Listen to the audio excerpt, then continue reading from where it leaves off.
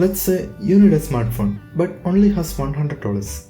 You can either buy a new cheap Android phone like the Redmi 9i, which has a plastic body, a 720p display, a low-end camera capable of 1080p video and a low-tier system on a chip. In this case, a MediaTek Helio G25. But if you do a bit of research in the used market, you can also spend $100 for something like the Sony Xperia XZ, which was released back in 2016, which offers a metal build, a high-end Full HD display, a 23-megapixel camera capable of recording 4K video, and a powerful Snapdragon 820 chipset.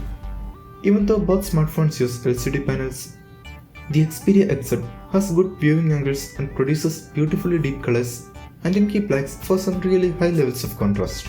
The Xperia XZ has also some great hardware features like a 2-stage dedicated shutter button, a super fast fingerprint scanner, and a headphone jack. You may be asking that, are headphone jack present in every other budget phone? Well, yes, but the one on this smartphone can output high-res audio and even supports active noise cancelling headphones. There is also a USB-C port, which is a rarity in many cheap phones like the Redmi 9i. And because this is such a small and light phone, this is also much easier to manage compared to the giant rigs of modern times. And before you comment on the bezels, they are here for a good reason.